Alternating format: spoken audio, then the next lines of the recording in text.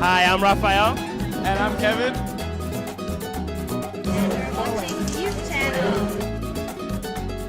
And you're watching the youth channel. You are now watching the youth channel here.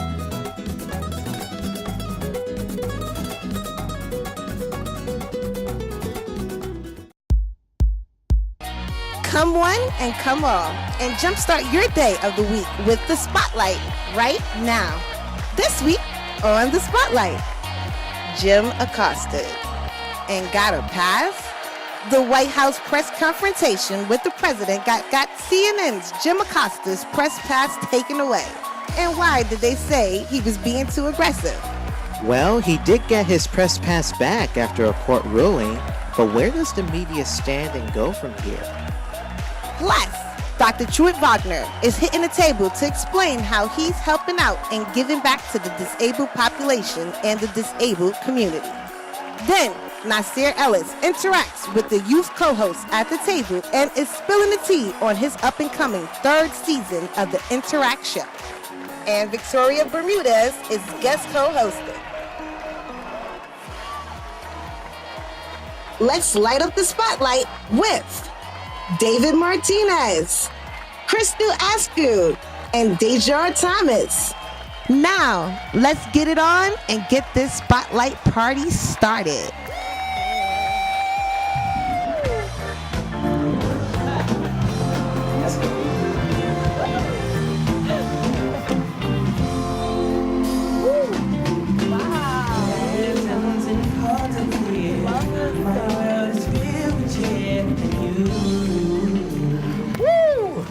This Christmas, hello, and welcome to the Spotlight, welcome to the Spotlight, welcome to the Spotlight, welcome to the Spotlight, welcome to the Spotlight! Woo! Wow.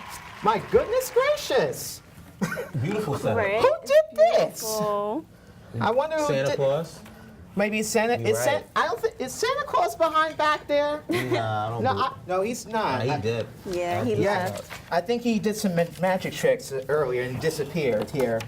But anyway, before we get to our topics, let's welcome our guest co-hosts. Please give it up for the one and only talented actress and TV host, Victoria Bermudez! Yeah. Hey guys. How you doing? I'm Yes. good. Thanks for having me. You're welcome. So you know what? Before we get to the hot topics, let's get to know you more a little bit, Victoria. What do you want to know? Well, I want to know what is your Christmas gift for this year. I know, I'm kidding. Oh, So, what I want to know is 'cause Mercedes-Benz you've done- G-Class, in case you're wondering. No, so what the thing is, I was looking at like the VCAP segments that you've done. You did posted snippets on Instagram and then some on YouTube. What got you inspired into doing it here? Well, you know, I'm an actress, so finding work as an actor is it's hard. It's not consistent. And I just wanted to do something, you know, I wanted to be on camera. So I'm like, you know what, let me produce my own video series. And you're on camera right now. And right Say hello now, to thank the you so much. viewers. Hey guys, so excited to be here. So yeah, then I just started creating my own content, posting it on Instagram and YouTube with the help of a few friends, and that's how VCAPS and Experience V, the talk show, came about. There you go. We'll get to know more about that later on here, thrown out here, or, you know. So, Yendi, shout-outs you want to give before we get to our topics, Crystal and Dejar? Shout out to my family and shout out to everyone who's supporting me. So shout out to y'all, especially shout out to my grandmother. She's the biggest supporter, my biggest supporter. So yeah. Yeah, shout out to everyone in my family who's been supporting me, my friends, my close friends, they know who they are. And shout out to Kickback and Shells. Oh man, it's a great season so far. You know, so I'm excited for it. Yeah, we were a guest on your show, and I couldn't. Oh man, I I'm- can't wait for that episode to come out. Yeah, and I'm so going to much be fun. speechless my whole time, okay? But, you know, this is our first show after our Thanksgiving, so I want to ask, what did y'all do for Thanksgiving? Tell us. Wow. Let's go down the line. Okay. Or it doesn't Wanna matter. go? Okay, Anyone. so all right, I'll go first. So I went to my grandmother's house with my family. It was so much fun, and everyone came out, and we just had good vibes and great times with each other. We had good food, and everyone brought a dish, so it was really fun, and I enjoyed it. And then some people was like, "Oh, let's go to Black Friday," so I was just like, "Oh, okay, it's okay." Don't worry about it. But We'll clean I it up had later. really fun, so I enjoyed myself, and I love my family, so it couldn't get any better. So.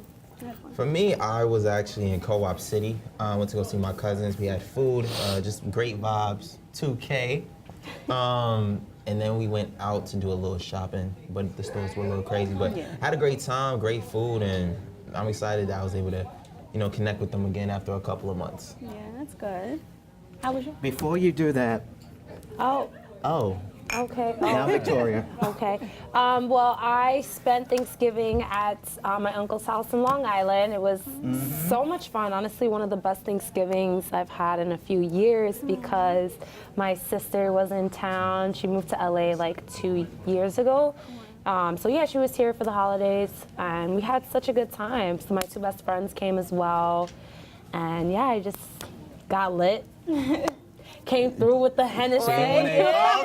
She got And yeah, had some turkey, That's good food, good vibes, Yeah. good music, dancing. That's good. Dope. How was yours? Cheers. Right? Because everybody got to cheers. Cheers. Woo. I'll just come in Yes. the middle. How was your Thanksgiving, He was David? supposed to invite us. Right? He did. He did invite us. but- Yes, thank you Hey. for covering for me, Crystal. He 'cause did. Oh yeah, he did. He just didn't call us. And then He told said, us. "Excuse me."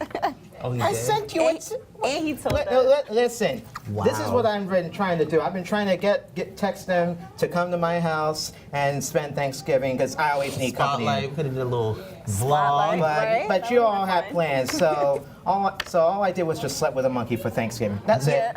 What? So anyway, we want to first send our hearts and prayers to the victims who were impacted in the mass shooting in Thousand Oaks, California. And, it is the 307th mass shooting in 2018, and our hearts are with you. And when we have more details on it, someone or maybe us youth will bring you the details, okay, on this latest mass shooting.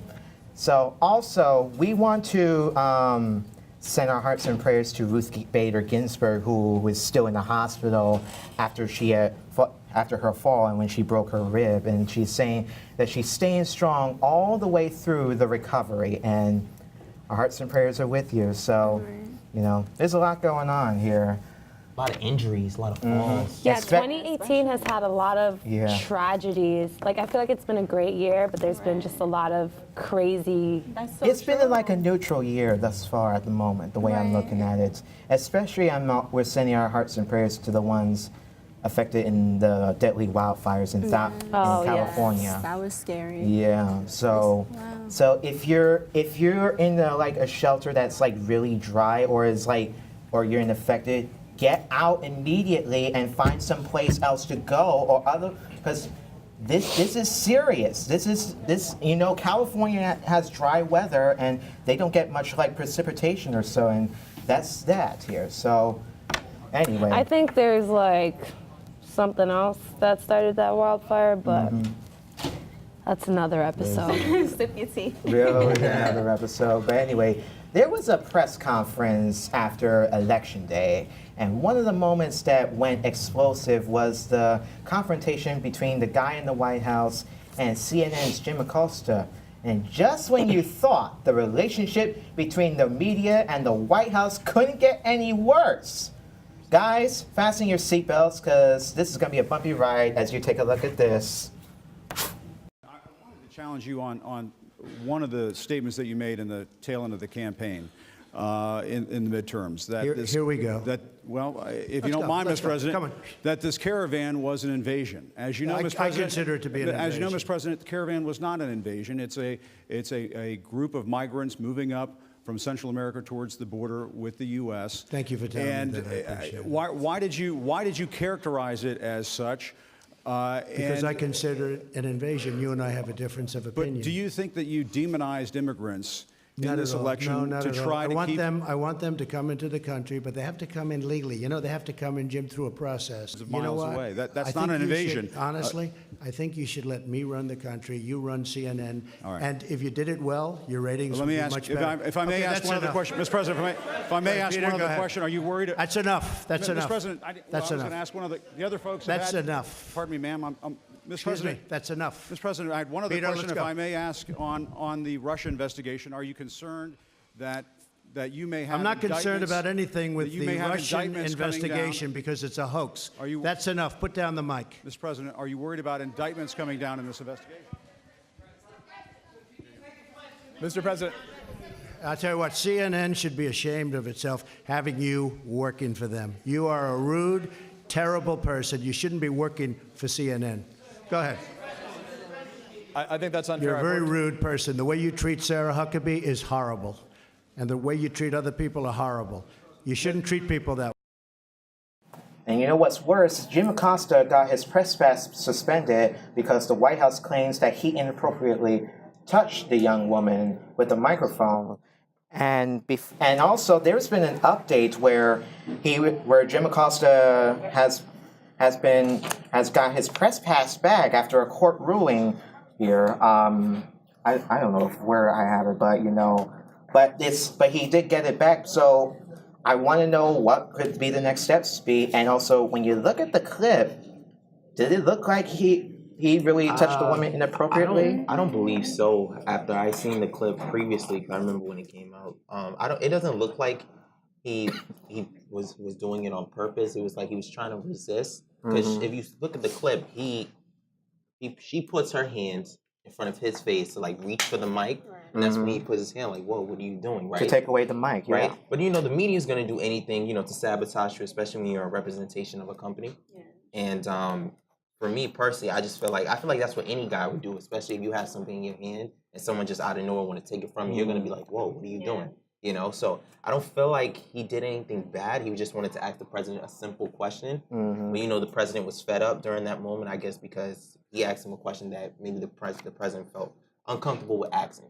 So it's all about giving out the facts, and that's what CNN has been doing all along. And it's like you have a guy in the White House that doesn't want to deal with facts, or I love how we use the guy in the White House. I love that. Right. Well, instead of saying his name, like. I mean, he know who he is. Well, we're just here to talk hot topics and just have a little sip of our whatever in our mug. So, if anyone wants to chime in, make it quick here. All right. I mean, do you feel like that was, well, I already said it wasn't his intention, but what do you think on it, like after watching the video? I feel like he's doing his job. He was doing his job. That's it.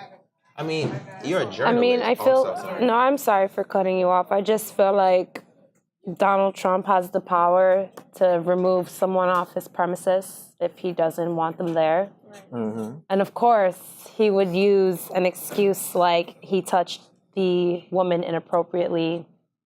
Which is not true. Of course, he would say something like that. Yeah. Meanwhile, all the allegations against him, Exactly. Yeah. But then again, you got to understand, these are American journalists that do this for a living 24/7. Right, They're constantly investigating. This is what they do. So they go to these conferences to really dig deep as to what's going on, like any kind of current event.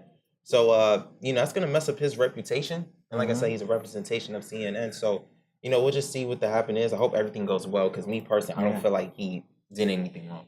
Yeah. Yeah, I agree. I don't feel like he did anything wrong. I just feel like he was doing his job. Exactly. So. Let's see what happens here. We'll be right back, folks.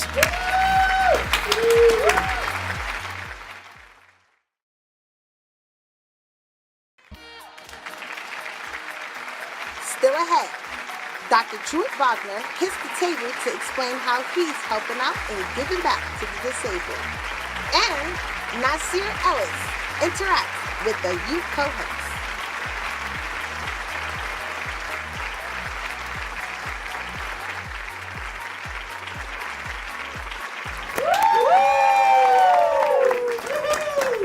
Welcome back. Rihanna has been taking some heat when she made it clear where she stands with President Trump. by sending him a legal warning about using her music at his political rallies. Rihanna's lawyers fired off the cease and deceased letter to Trump's legal team after he played Don't Stop the Music at his Sunday rally in Chattanooga, Tennessee. The letter, first posted by Rolling Stone, goes on to warn Rihanna has not given Trump consent to use any of her music, so using it is therefore improper. If you were an artist, would you send anyone a legal warning about using your music, or would you not take it that far? I agree with her 100%. I mean, like it was a rally. You know, it was really something tragic. So, for people who may or may not know, that song "Don't Stop the Music" was a 2007 club banger, right? So I can't really see that song. Right. What? What? Oh. Oh, she said, hey. No worries. Something, I'm hearing strange things around the set I don't even know here for sure. Go ahead. Oh, so like I was saying, like that was a 2007 club banger that everyone is familiar with. So to play that kind of song at that kind of rally is pretty upsetting. And because she's not a fan of Trump, she wouldn't want him to play any kind of her music. Now, yes, Trump is in a sense like he can play anyone's music, but she's not feeling it, especially from a guy like him. I mean, Right, I don't blame her. I mean, I get why she did that, but I do think it's a little extra because music is supposed to bring people together regardless of your views, your skin color. So I think her going out of her way to like get a lawyer involved and have Trump like ban Trump from playing her music, it's just a little like, a little extra, you know what I mean? Yeah. I remember. But I understand, she don't like him, but it's I feel it's like petty. Yeah, that's what I was getting ready to say. Like, I love Rihanna, I'm her biggest supporter, but I feel like that was petty of her. Like, I feel like I understand where she's coming from, but like to not have him play your song is like really like going the extra mile, going too far. Like, it's a song, like you put it out so people could play it.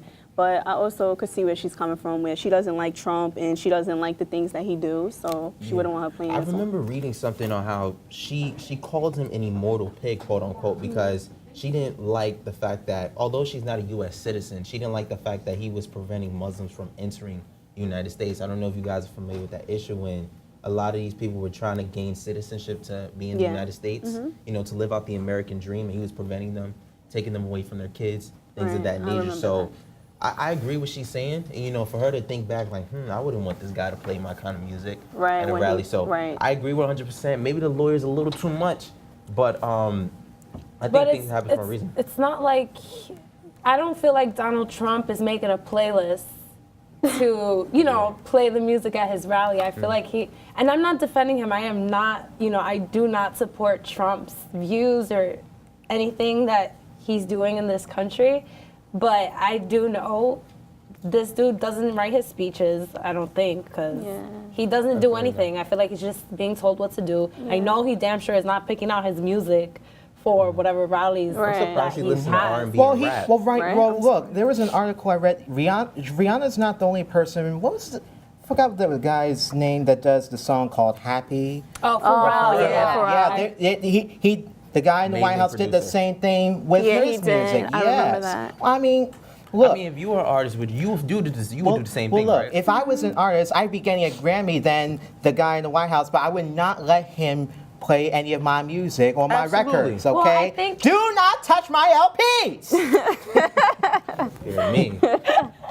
I think it's okay. Like, what I do like is that these artists with big platforms are taking a stand and showing their fans and the people that they do not support this man. So I do think it's cool that they are using their power, their money to take action to show that they don't support this man so much that they don't even want him to be associated with their music in any type of way. I think that's cool, but then again, it still is a little petty because, like I said, music is supposed to bring people together. You know what's good about this whole thing is that it shows them not only as artists that, you know, they're in the industry, but they're also aware of the politics and the current events that's happening within this world. And I'll feel the same way. I can't have someone who I really dislike play my music. That's true. Just imagine it's like imagine you wake up and your man's new girl that you're still in love with. What? Oh no. Sis, But Wipe I feel, sweat. yeah, right. I feel like I wouldn't mind, but I see where you're both coming from about how you don't like that person, so you wouldn't want them playing your song. But I feel like I wouldn't mind. Like, oh, okay, wow, you getting more attention than me. Like, okay, just from that, someone might go on my Instagram or might go on my social media, like, oh yeah, Rihanna, and then they might be like, it's just getting more attention to me, so I wouldn't mind. Yeah. We'll be back, please.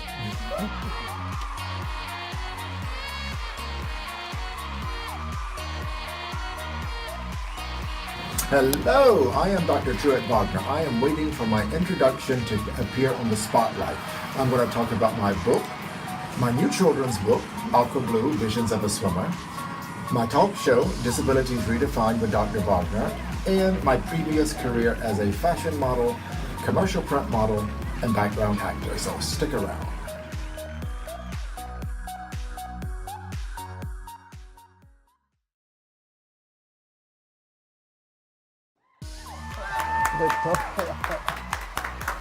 For several years, he has been all over the place helping out and giving back to the disabled population. He has done counseling, recovering heroin addicts, and has a new book that highlights the visions of a true swimmer in addition to his hosting duties on Eminence Disabilities Redefined.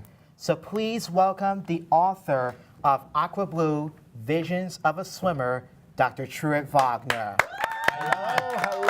How are you? So good to see you. So good to see you. Nice to meet you. Nice to meet you. Yes. So Doc, what's up? Yes, David. How are you? What's up? What are you trying to do to me here backstage? Load you up with pizza? I don't know. That's so Donuts. nice. So nice. Thank you. Well, you got Thank you so Listen, much. how could you feed us with these good food if you're a doctor and you're supposed to tell us we should be eating healthy? He's a disabled. It's okay Doctor. sometimes to cheat, right? It's okay. Yeah. Well, look. Anyway, listen. Let's just discuss about your life in particular and what got you into like modeling and that led you into like doing the show at Eminent Disabilities Redefined. So Oh my God, well, tell us that's a about it. big jump. How I got, to be honest with you, you guys are going to laugh about this. I was modeling in my early 30s. I'm 50 now. So in my early 30s, I had just graduated from my BA at Hunter College, and I'm a strong advocate of education. I always liked school. I always thought I was very cool and hip. I was, working in fashion and the whole 9 yards, but I always loved school. So in my late 20s, I decided to go back and finish up with my first degree, because early on in what we call traditional college age, if such a thing exists these days, I left to go into Europe because I did some work in fashion in Europe in my late teens, early 20s. So I never finished that degree. I ended up in New York, and then 25, 26, I was kind of eager to go back to school. Again, I loved school. It has nothing to do with not being cool or whatever. On the contrary, school is very, very cool and yes, and hip and important. So I went back to Hunter. I did a double major in creative writing education. And when I graduated, I wanted to write the great novel. But I did not want to go to work in a 9 to 5. It just wasn't in the cards for me at that time. So I went back to a modeling agency, and they took me, and about 2 weeks later, I was doing some extra background work on Law and Order SVU. And that led to a 4-year whirlwind work extravaganza where I did work like I would work sometimes 4 or 5 days straight, and I would end up hoarse. I was so tired and drained. And it was fun, but it soon becomes boring. It does. It really does become boring. One time my family came to see me and I could hardly speak because I had done a car show. I had actually done some work for AT&T. I had done a Samsung commercial which lasted about 18 hours. And I really was super exhausted, and they were like, you know what, take a few breaks, take a few weeks off, and I did. So then at the end of that few-week time period, I got called to do a commercial in Central Park that was going to be seen in Mexico. And it's funny because it was about 16 bald models, and we were standing beside a very cute young Mexican teenager. And yeah, it's getting hot in here just you mentioning I wish models. I was. Yeah, but anyway, I was getting sunburned, and they would not let me go to the trailer to put on my, yes. And about 3 hours later, honestly, you could have put it together like that. I was so red. So I left the shoot. I was a trooper. I stayed on set. I ate because they always feed you very well. Yeah. And as a model, you know, sometimes you don't always have money to eat. So I did eat, and I walked across the park because it was on the Upper West Side. I live on the Upper East Side, which is also where Hunter College is. And I walked straight into Hunter College, got an application. This is back in the archaic days before we had the internet, because again, I'm 50. Yeah. Exactly. I filled out the application, and I went back the next morning, and I'm like, here you go. And a few months later, I got a call saying, congratulations, you've been accepted. That led into an internship and degree. I got sponsored. Again, I was a good student. I got sponsored by OASIS, the Office of Alcoholism and Substance Abuse Services. And from there, that job led to the City University of New York, which led to CUNY Leeds, which led to where I am now. Wow. That's good. Absolutely. An inspiring story here, guys. Take some notes. So you said something about how you was in modeling aging. Correct me if I'm wrong. I don't want to misquote you. That would you say that you wasn't consistent throughout the time, or were you? Well, it was somewhat of a pattern. The pattern would be I would leave school, go work in background modeling and acting, and then go back to school. So I have 3 degrees. I am a doctor. Now, you all said I was a doctor. I'm a doctor in EDD. I have an educational doctorate degree. I don't bring medicine in front of me, okay? So in that respect, yeah, absolutely. And to be honest with you, when I had to choose to go into my doctorate degree, because my master's degree is in counseling, I did not even want to do psychology. So my doctorate is an educational doctorate, which is very interdisciplinary.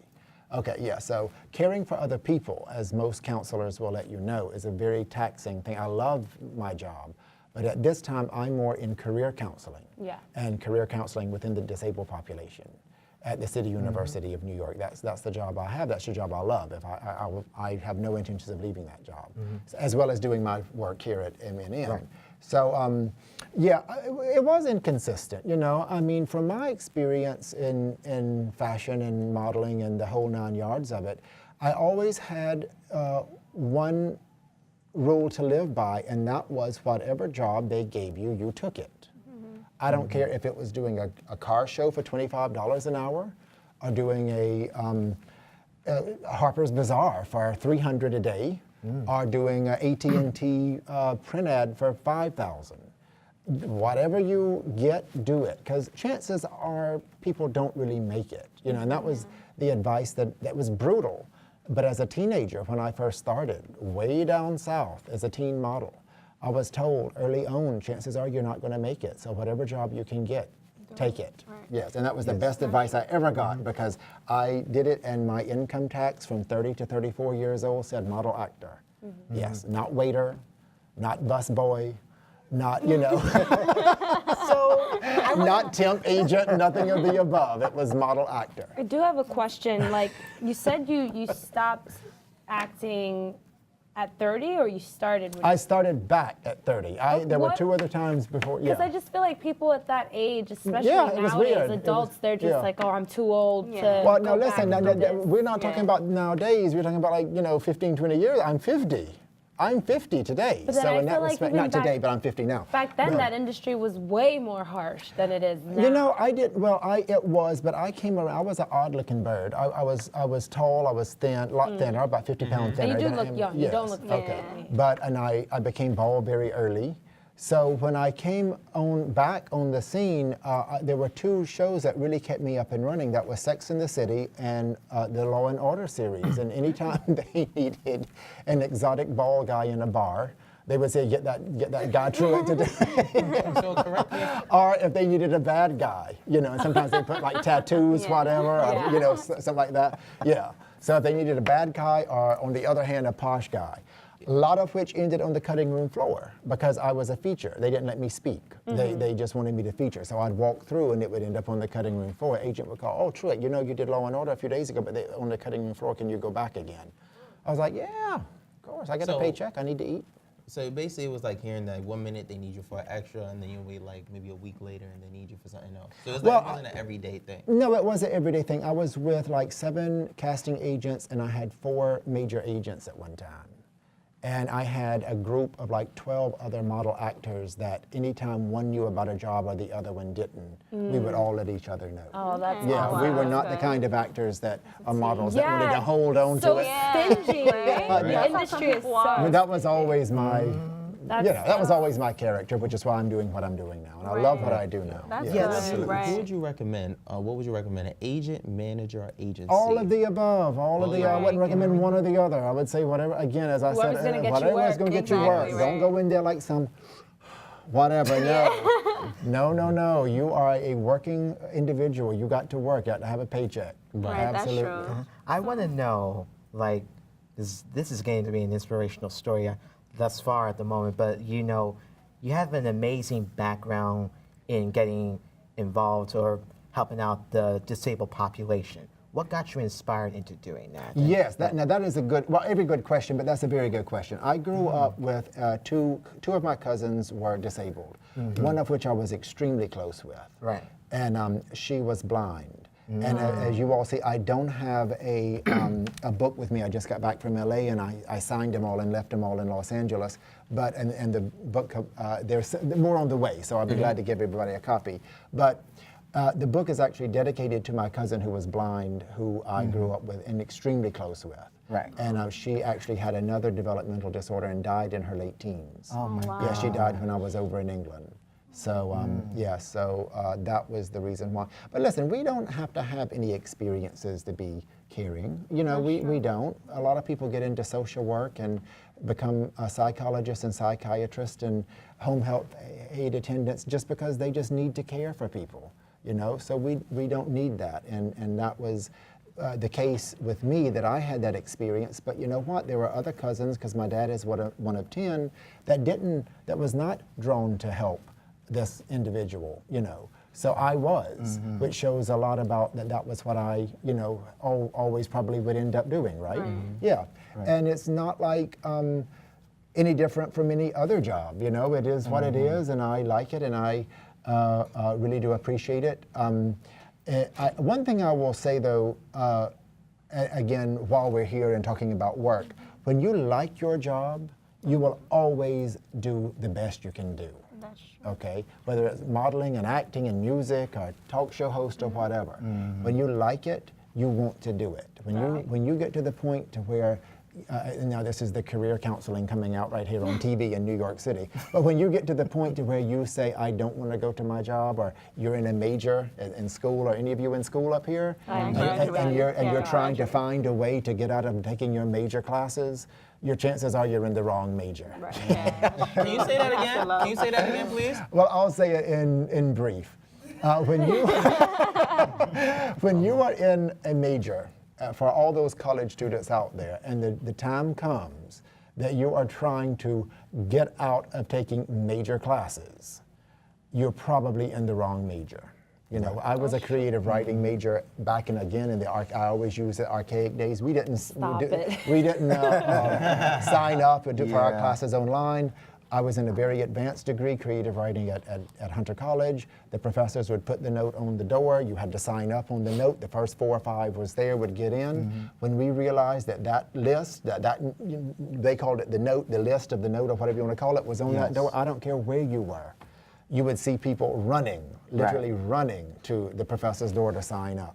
So my overall advice is, when you're not running to your job and you're not running to your major, get out, do something else. Life's too short. Doc, Life is too short. Doc, yeah. can you stick around with us for just more? Because we want to discuss about the hot topics within the disabled population, you know. Oh yes, absolutely. I'd love to. You prefer to stick around? Yes. Yes. All right, Dr. Truett is sticking around with us, so we'll be right back, folks.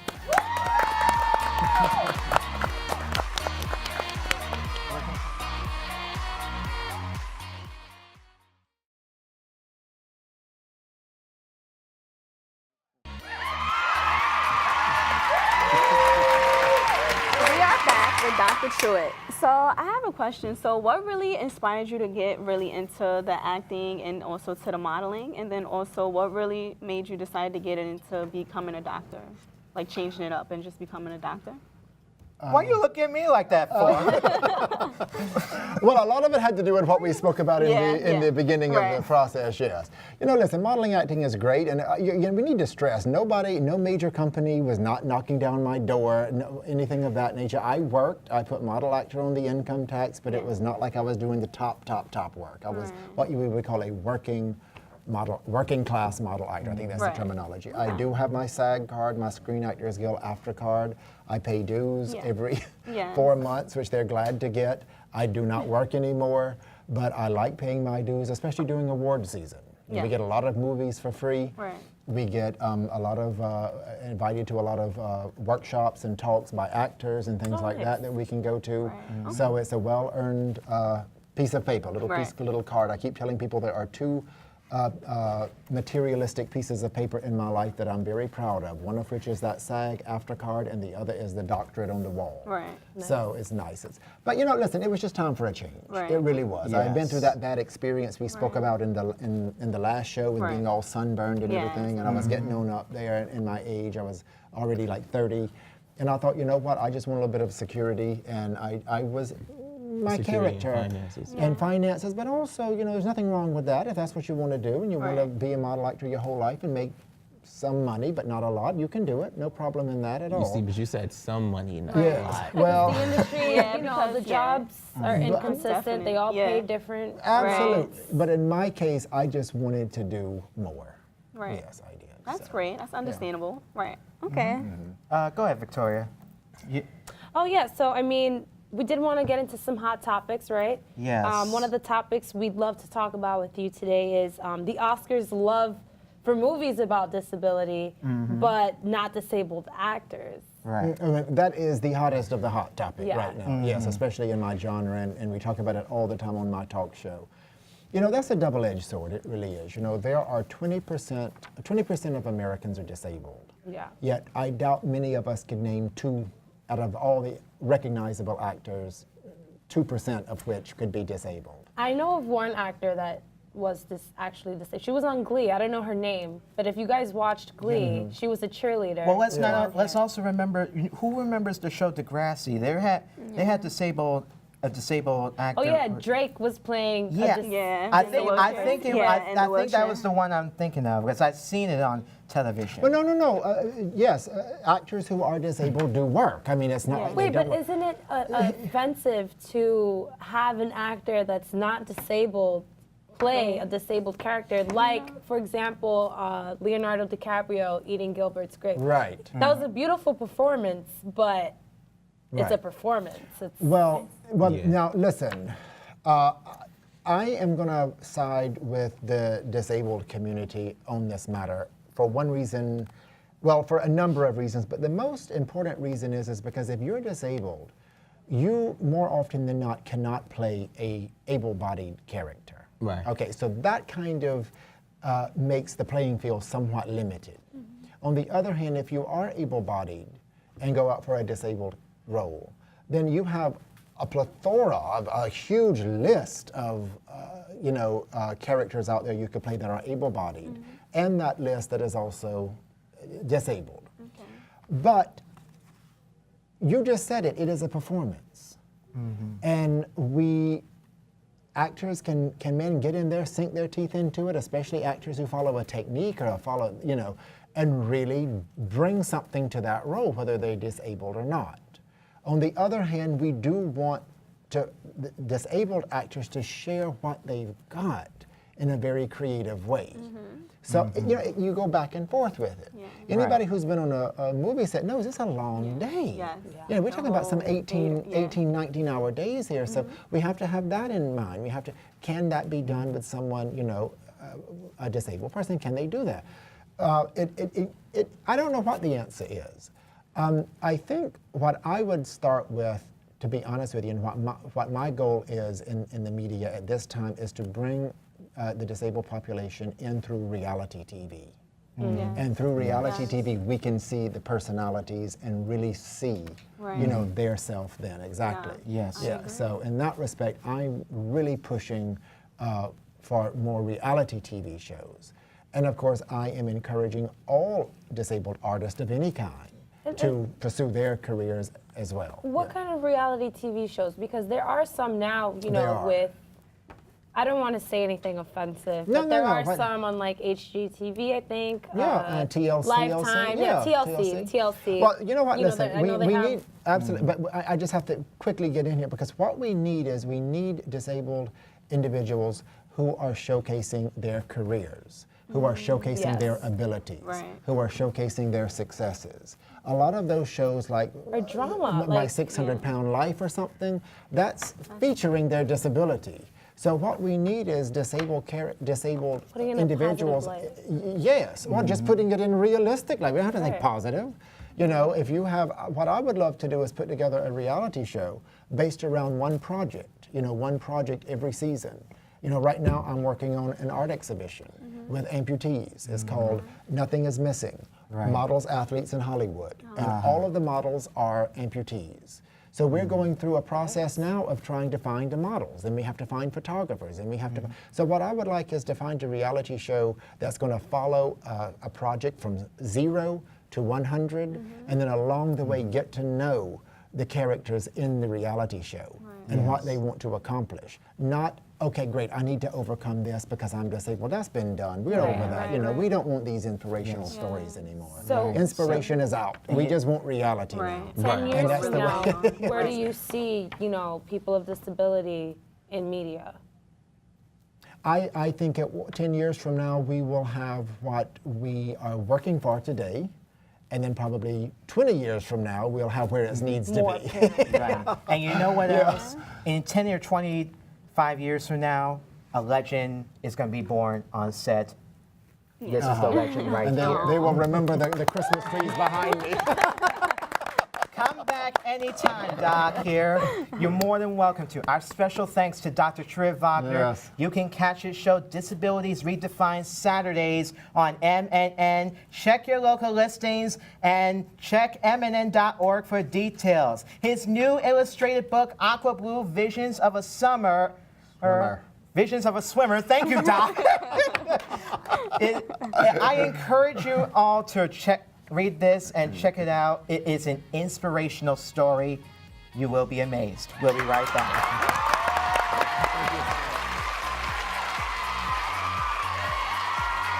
As he preps and gears up for season 3 of the Interact Show, he's giving the youth a sneak peek of what's ahead in the 3rd season just by spreading the news. Nasir Ellis joins the youth co-host on The Spotlight next.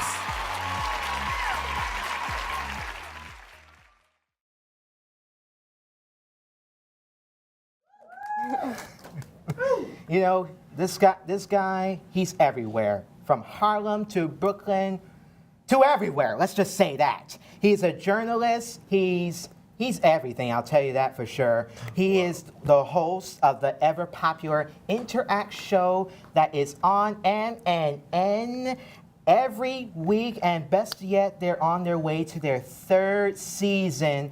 And this is one of the reasons why we want to give him the opportunity to tell us more about it. So please welcome one of the most handsome guys of all, Nasir Ellis. I'm good. I feel good. Thank you. I feel so good. This is exciting. It's like I'm happy to be back at the space. Really? Yeah. So you're saying you've been gone for a minute. Yes. We shoot our show in the spring, so I usually take that the rest of the year to just like travel and work on smaller projects. Oh, But I'm like itching to be back here. Like even sitting here in the lights, it's just like, oh my god, okay, I have to get back in the studio. Right, that's good. So tell us a little bit about what your show is about for the people who don't know. The Interact show was born from my career as an independent journalist. You know, I'd flown out to LA a couple times and done red carpets and been interviewing a lot of artists and sat one-on-one with them. And I always had these moments where I thought, you know, I'd rather my audience be able to like have this conversation with me, to be a part of the conversation, as opposed to having to see me, you know, see it in post and then, you know, ask questions in the comments. How can I make them a part of this experience?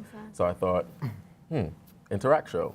An interaction. So how about I build a show where we have a studio audience and all the people that you may aspire to be like, that may be doing things that you want to do, you can actually interact with them. So that's where the name The Interact Show came from? Exactly. Well, what got you inspired into doing the show here? Okay, so long story short, I spent 3 years at a liberal arts school in Pennsylvania, and there was no television, media, entertainment, none of that stuff there. I created it all there because that's what I wanted to do, and I had to apply an early decision. I was stuck. I had a meeting with Stephen Hill, who was executive vice president of BET at the time in 2014, and basically told him everything I wanted to do, where I wanted to go, and he said, come to M&N. And start here and build your programming and start so really. He referred you to here. Yeah, Wow. yeah. Your Joe show, actually told me to your start show here. premiered in March 2017 on Yes. M&N, and 3 years later. yeah, 3 years later, look where you're at, Right. and your hair looks good, just like mine. Thank you. Just like mine with the Right? fresh cut. Exactly, fresh cuts. Fresh Hello, cut. Clean beans. Right? Exactly. Wait, just a second. Just Don't we look alike? Look, come on, look at the hairlines. Precise. It looks good. Yeah. Exactly. Fresh. Exactly. for But sure. yeah, so that's where the show Vanilla came bean. from. For sure.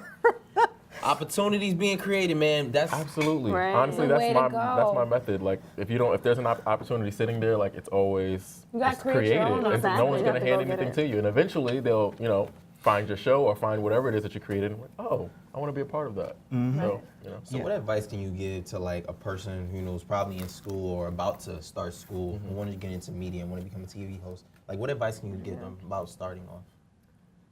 Trust the fact that you not knowing is okay. And that is like a part Can you of the say that process. one more time to the camera? Exactly. Trust the fact that you not knowing is okay. Because I still don't know a lot of Exactly. things. So it's fine. I think in the beginning, a lot for me was, doctor, lawyer, like he does. Right, you have to Prescription be to how you that. become those things. But to become a television personality or a journalist, more importantly, it's so many ways. You can, start writing and go work for a publication. You create your own platform. You can come to M&N and then build from there. So there's so many different ways, and I think that discourages people because it's kind of it's not certain. You don't really know what's going to be your brick or what's going to be the thing that takes you to be able to provide for yourself and also do what you love. So just trust the fact that it's going to be okay. Just keep takes committing time. to what you Right, want to do. just Take have time, relax. Trust the process. Do not let Instagram make you go crazy. Yes. Exactly. Yo, that's That's like amazing. the best advice It is, you right? can take. Yes. And and it's a work in progress because as I'm saying it to you, I'm saying it back to myself. Like it's not something that I've mastered, but it's definitely something that you should keep at the forefront and know that this is not going to hinder me. Dope. We all say that, for sure, and it's the facts. So I want to talk to you about the guests that you had on your show and the moments that you had. Like, tell us more about that. Like, who, the highlights of the show, like, who has been, like, the best inspirational guest that you've had on your show here? Best inspirational guest. What's most important for us is making sure that, in order to bring in a studio audience, we have to have some type of notoriety. So we try to bring in, popular people. I think one of our most popular was Justina Valentine from Wild 'N Out. Oh, She came yeah, I here, remember. and that was the season finale of season 1. Amazing. She did I think we had 60 people in the studio audience. She did this live freestyle thing based off the words that they were saying, and so many things went wrong that day, but she Was able to pull it off. Yeah. amazing, amazing. So that was one of our favorite episodes. The first episode of season 1 was season 2 was great too. We had Kazim Famude. Kazim Famude? Yeah. Oh, okay. Yeah. So Kaz was on the show. And he You're talked- approaching to us here, I see, because this is our 3rd season on air. Wait, let me ask you, how many episodes you did for season 1? 12. Oh, 12 episodes, yeah. Okay, that's not bad. And we started off with doing 30 minutes. We didn't really know what we were doing. Yeah. I never Yeah. done this before. Yeah. First episode of season 1 was horrible. I was running back and forth between the control room, what's going on? It was insane. Wow. But 2 seasons later, we have a writers team and a production team and a wardrobe team. And Nice. It's just, That's growing, good, and it's wow. crazy. But how do you get the So audience to good. get involved into be a part of the show? Because I see the part of the studio audience members come closer to the actor or the guests to watch. How do you do that here? Oh, well, so that's the interaction part. That's the crux of the show, right? So we have a studio audience, but any show has a studio audience. Every show has a studio audience. So why, or rather, what's going to make our show special? What is going to take the interaction to the next level? So there's a part of a show where we have a round table and we talk about whatever, I don't know, politics. You were just talking about CNN and John Acosta, but someone from the studio audience is always allowed to sit on the round table and be a part of the conversation. And the people in our studio audience are actors and writers and dancers, and they're doing their own things, and they're in Right. commercials, and they're stars themselves. So when they come to sit in the audience, they're also able to promote themselves and connect with the That's people so on the good, panel. wow. So you never know. You might come to the Interact show and end up on the stage. Right. Wow, I love that. Are Keep we doing your invited? thing. Which is, of course. Yeah. How many No times, question, how right? many times have you walked past the stage or walked past while we were shooting and just like, I see you. He keep trying to look A million at you times. Right, like, like, yeah. like, homie, I see you. Like, He's too yeah. busy. He's a busy guy here. Yeah, he Always really running around. is. He take his work very serious. Yes. I He's love amazing. I know. It's not an easy task, but it's worth it here because, you know, every youth has a story to tell for sure. Yeah. That's so true. And you know, a lot of people don't see like, you know, the behind the scenes stuff and then the stuff, and you know, the stuff you do after the show, you know, with the editing. Yeah. And I know I'm starting to experience it. I'm starting to. Editing is my least I've seen it. I've seen it in an Eminem promo before, you know. Because like you just want to get rid of the episode, but it's like, you know, I can't do that. I can't half-ass the Honestly, like episode. I started out doing the editing and stuff like that, and I value it because I love to understand what it takes to Yeah. now Yeah, create that's so what I do. good. You know what I mean? Right. So now I'm like so far removed where I'm just reading scripts. How do you feel editing your own stuff though? Because I feel like I'm my have worst like critic. to. So it's like I edit my things and I'm just like, oh, I could have done this better. You know, maybe I should reshoot it. Right. Then I won't look at it for like a day or two and I come back and I'm like, oh, maybe it's not that bad. Like I'm just You're all just over the freaking place out. whenever Yeah, I you're freaking edit. out. You know what it is? So like, how I'm do a Virgo you? and I'm a perfectionist, so Yeah. I need to be there. Like it's actually a job for me to like back up and not be so on top of the process. Like I Right. told you, season 1, episode 1, I was running back there. Yeah. As a host, I'm not supposed to be back there. Like you don't see Oprah running back to talk to Right, her crew right, about what's right. going on. So You just want to make sure everything's yeah, legit. So when you exactly. edit, you're like, You're like, okay, okay. Exactly. my It's crew did a easy. good job. Exactly, Yeah. exactly. But you should know all parts of the process so that you understand what it takes, so that even in a bad moment, you know that I know what it takes to be a producer. So I know that Exactly. even though something went bad, I know what he's What- going through or what exactly. it takes to create this. So, and it gives you a better perspective, you know.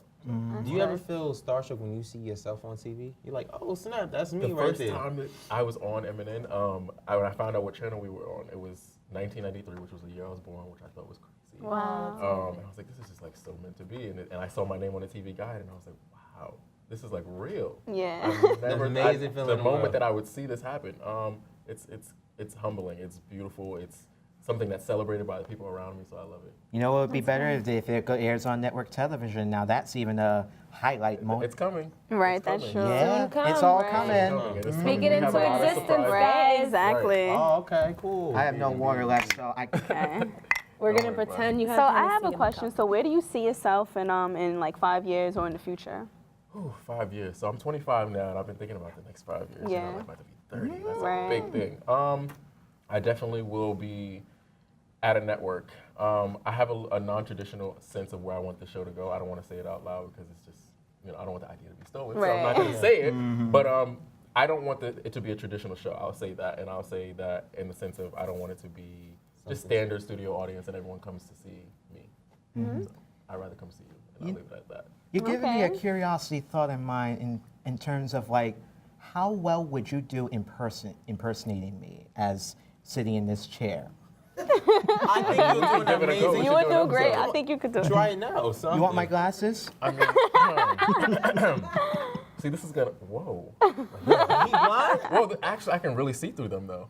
It's Wow, crazy. Like if I that's like, really crazy. focus, I can really see. How do I look with these? You know who you look like? That actor. Who's that? He was in Don't Bother Me. He was in Get Out. He was like one of the first dudes to the get best like. friend? Yeah. He was literally You just kind on of look Wendy like Williams. him. Really? Yes, with the glasses on. Hey, hey. Well, you did the Checks best like you him, could, so- though. Right. You look like a journalist, so he looks so He kinda professional looks and like a everything, journalist. right? Yeah, he looks like a journalist. A professional journalist. Yeah, And professional you know, You're both Right. handsome. this, Yeah. yes, and this is one of the reasons why you got to come back, Nasir. We Listen, enjoyed Right, having If you you. come back every week, I mean, you probably don't want me here that often, but Well, still, I will be here. Right? Who said? I mean, I guess that means that I should be back. And if you don't see me back, then you Yes. should write in the comments. Be back soon. Well, you're welcome anytime, whenever Thank you, you're thank you. nearby. So, our special thanks to Nasir Ellis. I'm going to give this to Nasir and let him explain where can we catch your show and his social media and so forth. Awesome. You can catch me at official Nasir Ellis on Instagram. I don't have a Twitter, but maybe in 2019 I'll change things up. Season 3 starts in March, The Interact Show. You can find us on Instagram at The Interact Show. Stay tuned. There's going to be a lot of surprises, celebrity guests, up-and-coming artists, and you might be one of them. So just hit us up if you want to be on the show, you want to perform on the show, DM us. I'll respond. The booking agent will respond. Someone will respond. We'll So do the hopefully same see you thing guys soon. here. We'll do Right. the same thing to get us on, get all of us on the show, Nasir. He went like that. Yes, right? Like that. Thinking, like, Everyone. That would be good, right? That would be great. I'm We could do entertaining like a kind of little. guy. Oh yeah. I mean, I caught the banter off the camera, so I already know. You're a turn up guy. Hey, ladies and gentlemen, Nasir Ellis.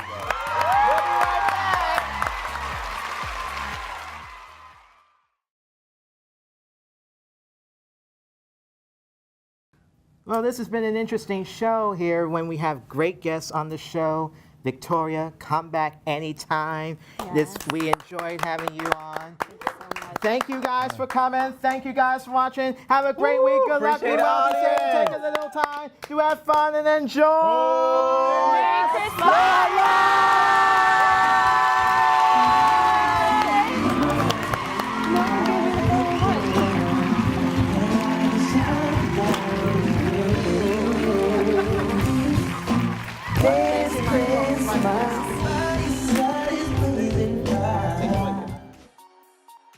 If you can't get enough of the spotlight, we got you all covered. To see more clips from today's episode or from previous episodes on YouTube, log on to www.tinyurl.com/thespotlighttv-M&M. Like us on Facebook and follow us on Twitter and Instagram. We are the youth and the millennials' place to be heard.